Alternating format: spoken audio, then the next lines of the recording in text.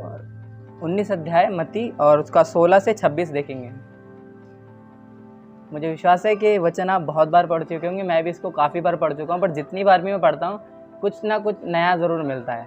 तो मुझे लगा कि शेयर ज़रूर करना चाहिए, क्योंकि ये बहुत मेन रोल प्ले करता है आज के समय में। और हम लोग क्या देख रहे हैं कि मनुष्य है वो यीशु मसीह के पास आता है और क्या कहता है कि मैं कौन सा ऐसा काम करूं कि मैं अनंत जीवन पा सकूं, या कौन सा भला काम करूं। तो यीशु मसीह उसे बताते हैं कि तू ये कर। फिर वो कहता है वो तो मैं करता हूं।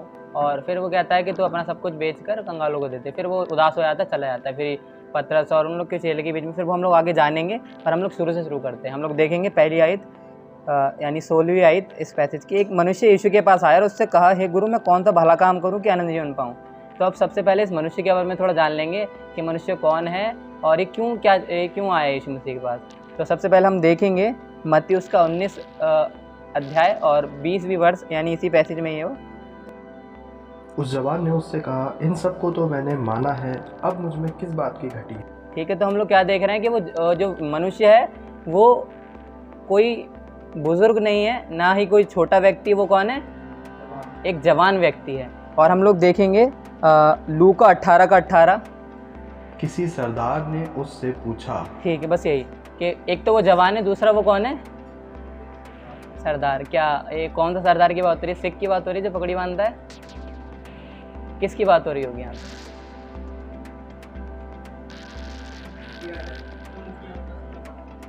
ओके भैया, थैंक यू। हाँ, तो आपने एकदम सही बताया। जो मुखिया होता है, जो लीडर होता है, उस समय में है ना सरदार कहते थे। भले ही आज हम उसको कुछ और से समझ सकते हैं, बट एक जवान था, एक मुखिया था, उसके बाद एक पद था। और हम लोग देखेंगे इसके 22वें आयत में, मत्ती 19 के 22 में। फिर हम लोग इसके बारे में जान चुके होंगे बहुत कुछ, फिर हम आगे चलेंगे। परंतु वह जवान ये बात सुनकर उदास होकर चला गया, क्योंकि वह बहुत धनी था। अब यहाँ पे हम नेक्स्ट की जो क्या है क्वालिटी क्या देख रहे हैं? एक तो वो जवान था, दूसरा वो पद पे भी था, और तीसरा वो बहुत ज़्यादा धनी था। तब आप बताओ कि एक व्यक्ति है और वो जवान भी है, उसके पास पद भी, यानी उसके पास एक जो पैसिव इनकम है या फिर एक्टिव इनकम है आती रह रही है, उसको कोई डरने की ज़रूरत नहीं है। और तीसरी क्या बात है? वो धनी भी है। और यहाँ पे वो क्या कह रहा है कि मैं ऐसा कौन सा काम करूँ कि मैं अनंत जीवन पाऊँ। अब आप ही बताइए कि व्यक्ति वो अपनी 20s में या फिर अपनी 30s में जवानी की उम्र में अमीर हो गया, तो उसको क्या ज़रूरत पड़ी है अनंत जीवन पाने की? क्या लगता है आपको, क्यों पा रहा होगा वो, या क्यों आया होगा यीशु मसीह के पास? तो इतना अमीर व्यक्ति यीशु मसीह के घुटनों में गिर गया, ऐसा क्यों लग रहा हो? ऐसा क्यों किया होगा उसने? आपको जो भी थोड़ा सा अगर समझ में आ रहा बता सकते हैं कि भाई ये है कि वो इसलिए आया होगा, उसके पास पैसे ख़त्म हो गए होंगे, ऐसा तो कुछ नहीं है। तो हम लोग सबोपदेशक निकालेंगे और उसका 2 अध्याय देखेंगे और उसका 11वीं पद पढ़ेंगे। सबोपदेशक 2 का 11। तब मैंने फिर से अपने हाथों के सब कामों को और अपने सब परिश्रम को देखा, तो क्या देखा कि सब कुछ व्यर्थ और वायु को पकड़ना है और संसार में कोई लाभ नहीं। ठीक है, तो यहाँ जब हम देखते हैं सबोपदेशक में, तो शायद आप जानते होंगे कि जो सबोपदेशक लिखा है नीति वचन के राइटर ने लिखा है, ऑथर ने लिखा है, और वो कौन है? सुलेमान बादशाह है। और शायद आप ये जानते होंगे, या फिर मैं अगर ये कहूँ, ये गलत नहीं हो कहना, कि बाइबल के अनुसार सबसे अमीर व्यक्ति जो है वो कौन है? सुलेमान। और सुलेमान खुद इस बात को लिख रहा है कि मैंने, अगर आप पढ़ेंगे 2 अध्याय का 1 से 11 आयत तक, तो उसने वो सब काम किए जो एक मनुष्य चाहता है। हम चाहते हैं कि भाई हमारे पास एक बहुत बड़ा घर हो, बहुत बड़ी गाड़ी हो, हमारे बहुत जो भी शौक है हमारे हम पूरे करें। वो इस सुलेमान व्यक्ति ने सब कुछ कर रखा। फिर वो क्या बताता है 11वीं आयत में कि सब कुछ वायु को पकड़ना। क्या वायु को पकड़ सकते हैं? नहीं पकड़ सकते हैं। और इसकी 17 आयत भी हम देखेंगे, फिर हम लोग फिर अपने पैसेज में चलेंगे। इसलिए मैंने अपने जीवन से घृणा की, क्योंकि जो काम संसार में किया जाता है मुझे बुरा मालूम हुआ, क्योंकि सब कुछ व्यर्थ और वायु को पकड़ना है। देखिए सुलेमान यहाँ पे बता रहा है कि उसने अपने जीवन से घृणा करी, क्योंकि वो उनने सारे काम किए। यानी जब हम अपने जीवन से घृणा क्यों करते हैं? क्या जब हम कोई गलत काम कर देते हैं या जब कोई ऐसा काम कर देते हैं जो अच्छा नहीं होता है, तब हमको बुरा लगता है, तो हम अपनी घृणा करते हैं। तो वो बता रहा है कि जो मैंने काम किए वो संसार में सब व्यर्थ हैं। यानी कहीं ना कहीं जो व्यक्ति है, जो धनी व्यक्ति यीशु मसीह के पास आया है, वह तुलना करना सही तो नहीं होगा, क्योंकि वो बहुत ज़्यादा अमीर है और ये कुछ लेवल पर अमीर होगा।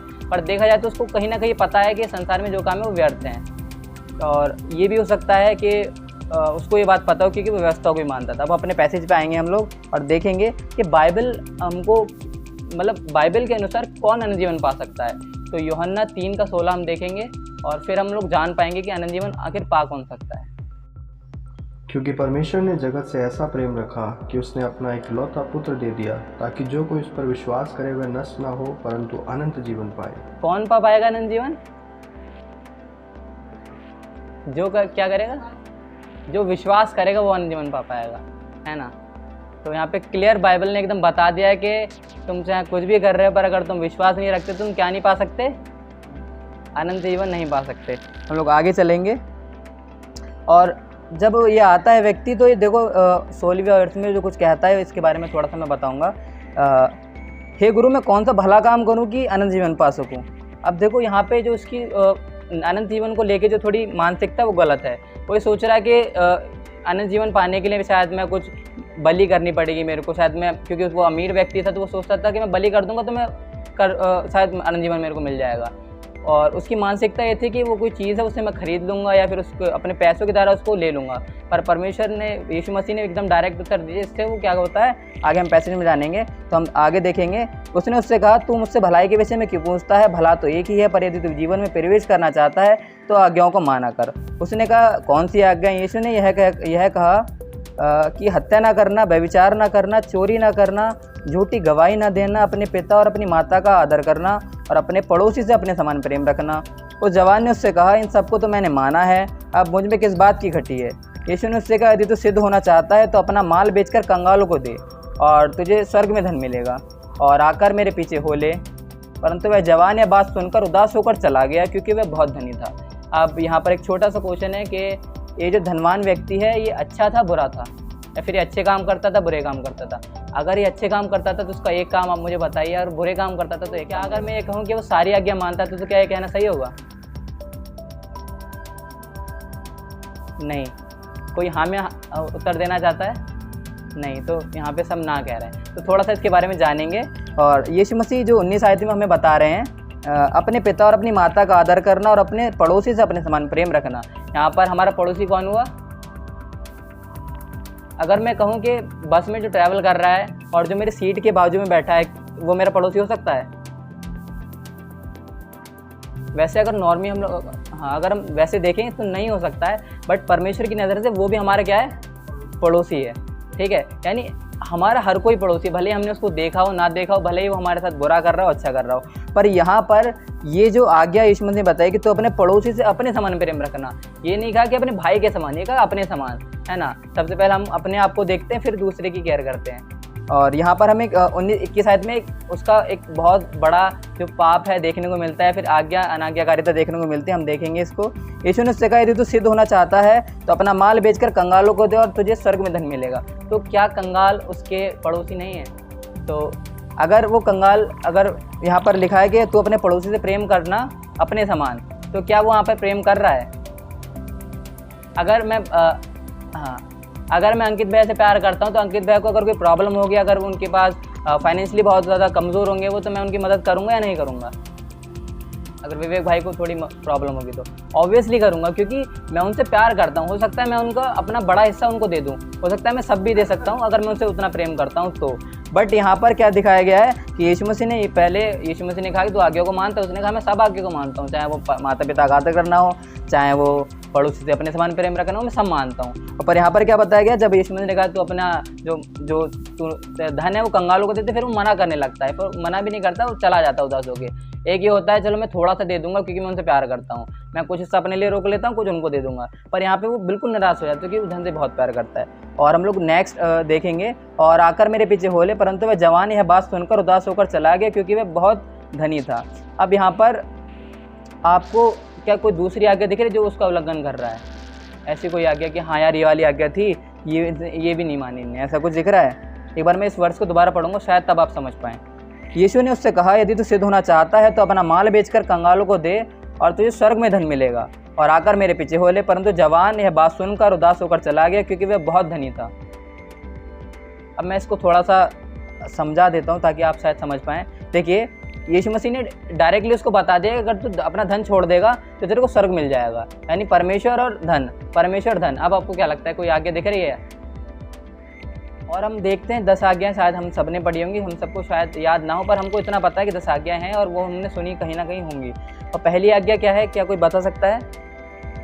ओके, तू मुझे छोड़ दूसरे को ईश्वर करके ना, यहाँ पे लिखी है, तू मुझे छोड़ दूसरे को ईश्वर करके ना मान। और यहाँ पर हम क्या देख रहे हैं, यीशु मसीह उसको धन देने के लिए बोल रहा है, और वो क्यों उदास हो जाता है? क्योंकि उसे अपना धन देना पड़ता है। मैं दोबारा इसको पढ़ूंगा एक बार और। परंतु वह जवान बात सुनकर उदास होकर चला गया, क्योंकि वह बहुत धनी था।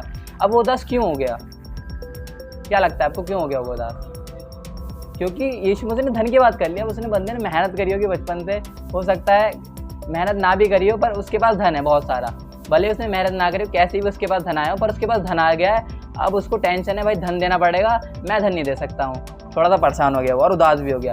इसका मतलब क्या है, वो परमेश्वर ने जो आज्ञा बताई है, जो मूसा को आज्ञा दी थी कि तू मुझे छोड़ दूसरे को ईश्वर करके ना मानना, वो क्या कर रहा है, इस बात का उल्लंघन कर रहा है पूरी तरीके से, कि वो किसी और को अपना ईश्वर मान गया। और किसको मान रहा है वो ईश्वर?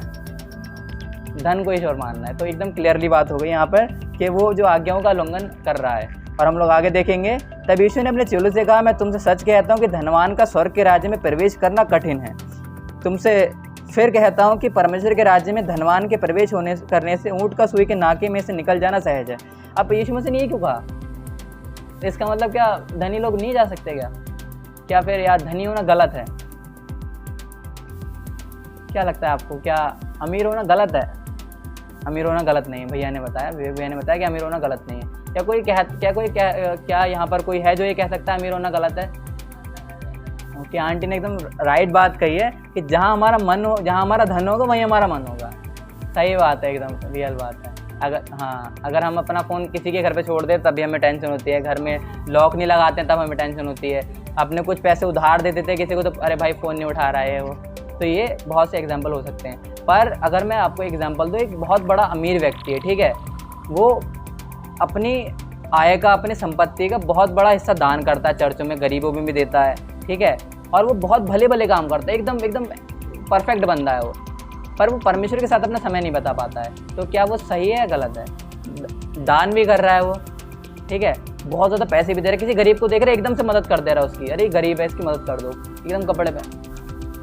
यस, कर्म बिना विश्वास अधूरा है। क्योंकि हमारा जो जीवन है ना, परमेश्वर व्यक्ति का जीवन चाहता है हमसे, ये नहीं चाहता कि तुम भलाई करो, क्योंकि कर्मों से हमारा उद्धार नहीं हो सकता। यीशु मसीह ने बताया विश्वास से हमारा उद्धार हो सकता है ना। तो जब तक हमारा खुद का जीवन यीशु मसीह के साथ अच्छा नहीं होगा, हम मनुष्य में देख सकते हैं जब दो मनुष्यों का जो रिलेशन होता है वो गलत होता है, वो टूट जाता है। तो परमेश्वर का हमसे अगर रिलेशन एकदम स्ट्रांग वाला नहीं होगा तो वो टूट जाएगा फिर, है ना। क्योंकि एक तरफा रिश्ता नहीं होता है, दो तरफ से जब हम करेंगे, क्योंकि परमेश्वर तो पूरा सपोर्ट करता है अपनी तरफ से, चाहे हम उनको माने, उनको अच्छा माने, उनको बुरा माने, पर वो हमारी केयर करते हैं, चाहे हम धर्मी हो चाहे अधर्मी हो, है ना। परमेश्वर हमको देखते, तो हमको भी जानने की ज़रूरत है कि हम किस लेवल पे परमेश्वर से प्यार करते हैं, किस लेवल पे हमारा रिश्ता है अभी। और हम आगे देखेंगे। और ये सुनकर चेलों ने बहुत चकित होकर उससे कहा, फिर किसका उद्धार हो सकता है। यहाँ पर छोटा सा एक और डाउट है कि चेलों क्यों चकित हो गए? क्या लगता है आपको, चेले क्यों चकित हो गए? वो भी अमीर बनना चाहते होंगे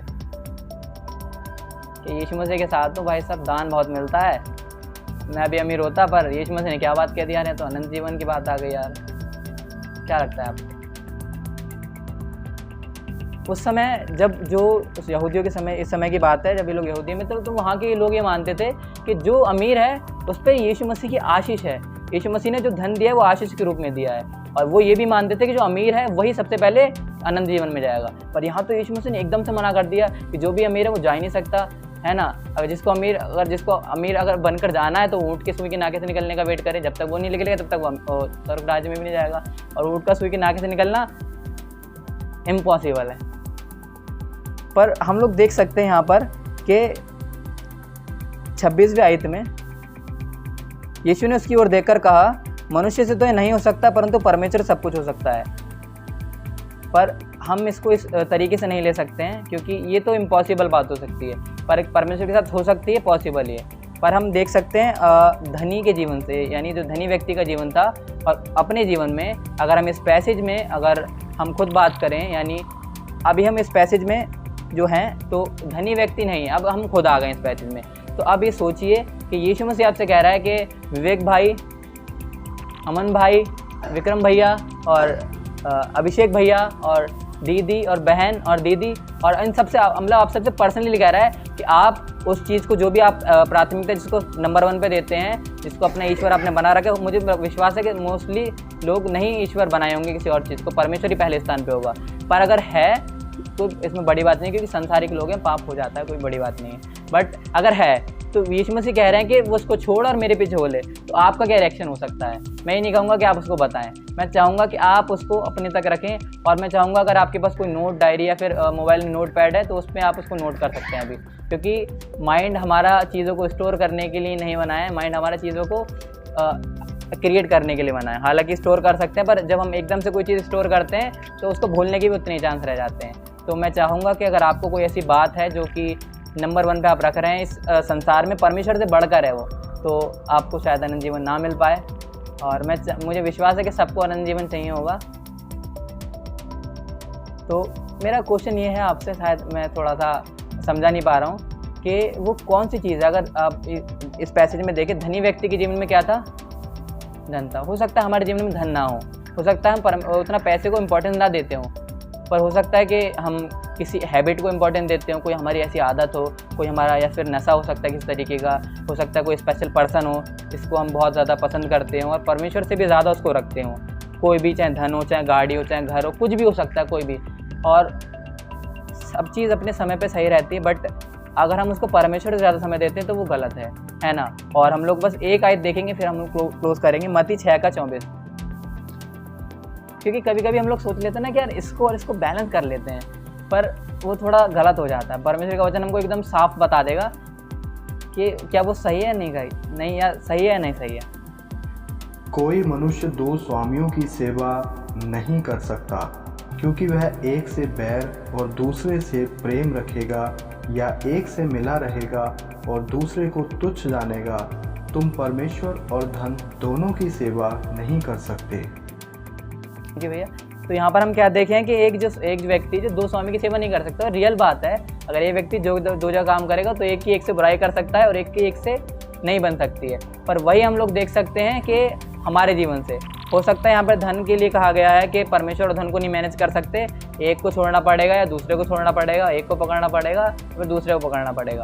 तो ये फिर हमारे यीशु मसीह ने हमारे ऊपर रख दिया है, आपकी इच्छा है। और यीशु मसीह तो ये चाहते हैं कि आप बेटर चूज़ करें, और आप सबको पता है बेटर क्या है। तो और ये भी बात है कि बहुत समय पे हो सकता है कि कोई व्यक्ति वो धन को नहीं छोड़ सकता। यार मैंने इतना धन कमाया, इसको कैसे छोड़ूं, क्या मैं दान कर दूं? अगर यहाँ पर ये जो वर्ष बता रहा है, अगर मान लो कि आपको धन से बहुत प्यार है, तो अब यहाँ पर बता रहा है कि यीशु मसीह बता रहा है कि धन को छोड़ दो, तो क्या यीशु मसीह धन के लिए छोड़ने के लिए बात कर रहे हैं? इसका आंसर शायद हाँ या ना दोनों हो सकता है, क्योंकि अगर धन का लोभ है तो वो गलत है, क्योंकि धन का लोभ है तो हम परमेश्वर को फिर समय नहीं देंगे, तो हम धन कमाने में पैसे लग जाएंगे। ये व्यक्ति भी क्या कर रहा था, अपना जो समय था उसमें दे रहा था, हालांकि वो कर रहा था पर उस हिसाब से नहीं कर रहा था, कहीं कहीं सही था वो पर गलत भी था वो। कहने का मतलब यह है कि सब कुछ हो सकता है, जैसा 26वीं आयत में बताया गया है। अगर आपकी कोई ऐसी आदत है जो परमेश्वर से ऊपर है, परमेश्वर प्राथमिकता देते हैं, कोई भी चीज़ है, मैं ये नहीं कहूँगा कि आप उसको बताएं, पर मैं चाहूँगा कि आप उसको सोचें। हो सकता है अगर आप उसको लिख सकते हैं तो बहुत अच्छी बात होगी। अगर आप उसको सोच रहे हैं और उस पर प्रार्थना कर सकते हैं तो बहुत बढ़िया बात होगी वो तो, क्योंकि अगर हम अभी छोड़ देते हैं तो हमारी आगे की लाइफ बहुत ज़्यादा इंप्रूव हो सकती है। परमेश्वर हमको बहुत ज़्यादा आशीष दे सकता है, बहुत ज़्यादा आगे बढ़ा सकता है। और अगर कहीं भी आपको ये लगता है कि मुझे मुश्किल हो रहा है, तो यहाँ पर जो हम 26वीं आयत पढ़ चुके हैं, यीशु ने उसकी ओर देकर कहा, मनुष्य से तो ये नहीं हो सकता परंतु परमेश्वर से सब कुछ हो सकता है। हमको वो चीज़ जो है कि परमेश्वर पिता, मैं धन को बहुत ज़्यादा इंपॉर्टेंस देता हूँ, मैं क्या करूँ ऐसा आप बताओ, तो परमेश्वर उस चीज़ को बताएंगे।